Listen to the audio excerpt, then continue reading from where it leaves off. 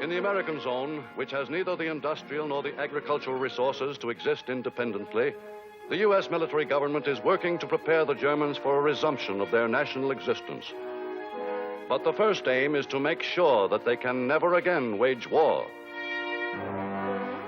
Americans are discovering that the Germans are still far from ready to settle down as a peaceful and law-abiding people. Military police are kept busy rounding up gun runners who smuggle weapons to secret bands of Nazi diehards.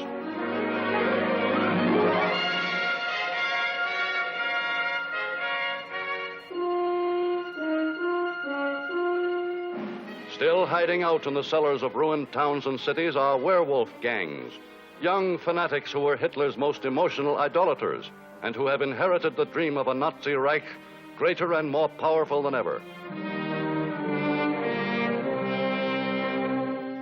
Every zone of Germany is plagued with the black market, an institution which absorbs so much of what little the U.S. zone produces that it has become a serious threat to economic recovery. American occupation soldiers are themselves the chief suppliers of cigarettes, long the favored medium of exchange. In Berlin, as well as in the American zone, the German police stage periodic raids. But though these raids have given German policemen a chance to express their aggressiveness and authority in roughening up their fellow countrymen, the raids have had little effect. Far more complex and delicate a task than coping with the black market is the job of denazification undertaken by the U.S. military government. On trial or awaiting trial before special German courts are some 2 million indicted Nazis. Penalties for the guilty range from long terms at hard labor for the worst offenders to fines for those less culpable.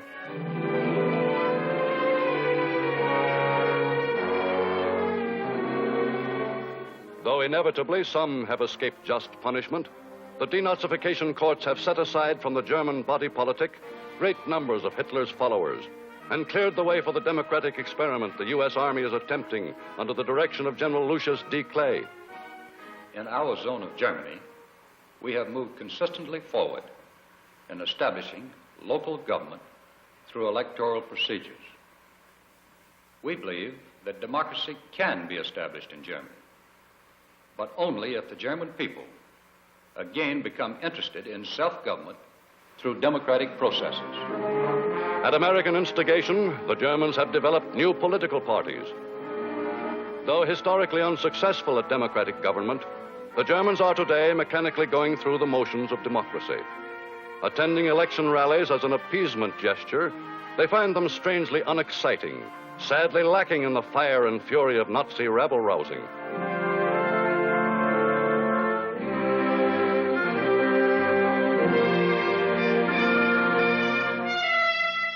In their first free elections, the Germans of the American zone voted in most of the candidates the Christian Democratic Party had put forward, not without some regard as to their ability to win favor with the occupation authorities. For all the lip service Germans pay to democracy, for all their servile friendliness of manner, the U.S. military government faces no obstacle more subtle than the inherent arrogance of an egotistical people.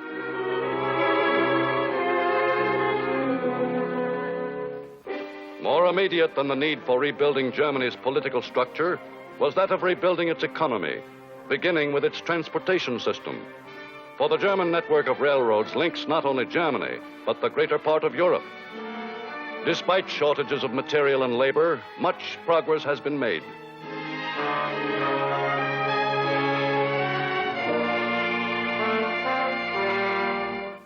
With industries getting underway, the Germans have begun to provide themselves with jobs, as well as with some needed goods which would otherwise have to be supplied by the United States.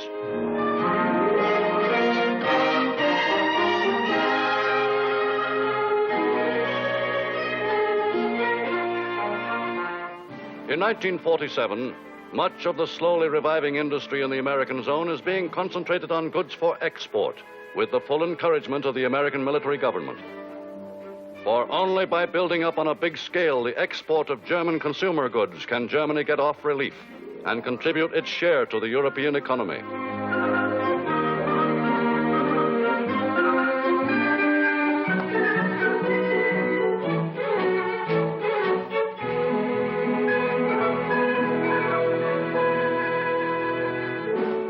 Whatever the Americans can achieve, it is in the British zone that the whole problem of Germany's economic rehabilitation centers. For in this zone, with its teeming population, is the most highly concentrated industrial center in the world, the Ruhr district, whose coal and steel production is basic to the economy not only of Germany, but of most of Europe as well.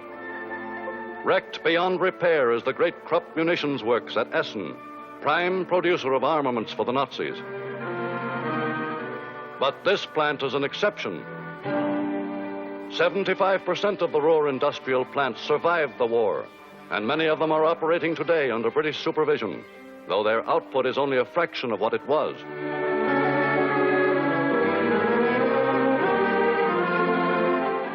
For iron and steel production, transport and power all depend upon coal, and Britain has been unable to build up the output of Ruhr coal to meet requirements. In a normal peacetime year, the Ruhr produced 128 million tons, of which some 30 million went for export. In 1946, production amounted to less than half of normal, of which 20% was shipped to France and the Low Countries, leaving a totally inadequate supply in Germany. The Ruhr's low rate of coal production is basically a labor problem. The mines are manned today chiefly by the young and unskilled, or the old and tired. Most of the others were killed or taken prisoner in the war, while great numbers of experienced supervisors were disqualified as Nazis.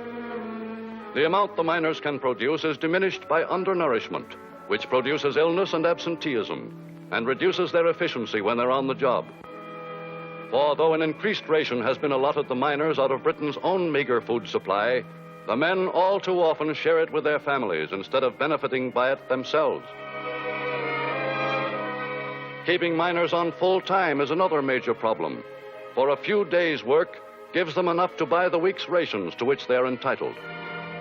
Many of the other days they spend hunting for additional food at farms outside the cities, where they barter soap or whatever else they may be able to spare. For the lack of a few essential commodities, German recovery has been seriously retarded. By late 1946, it had become clear to Washington that Germany's tardy recovery was jeopardizing the whole economic future of Europe. And to Secretary Burns, it was clear that some start must be made toward unifying Germany with or without the agreement of France and Russia. Representatives of Great Britain and the U.S. laid down a unification plan for their two zones as advocated by General Clay. The United States is spending $200 million a year in supporting the German economy. Britain is spending twice as much. By unifying the two zones and investing $1 billion jointly to get the German economy functioning again, we can have the whole area self-supporting within 3 years. That may seem like a lot of money, but I can assure you it will pay us in the end. The British and Americans were confident that this agreement could induce Russia to alter its attitude of opposition to unification. For necessary as were the agricultural resources of the Russian zone to the British and Americans, even more desirable to Russia were the industrial resources of the Ruhr. On sharing these depends Russia's only hope of collecting the huge annual reparations which he has claimed. That unifying Germany and restoring its industrial capacity may restore its war potential, the Allies are aware. But at least America is resolved to continue the occupation until the Germans give conclusive evidence of regeneration, if necessary for 40 years. For of adult Germans deeply affected by Nazism, little can be expected.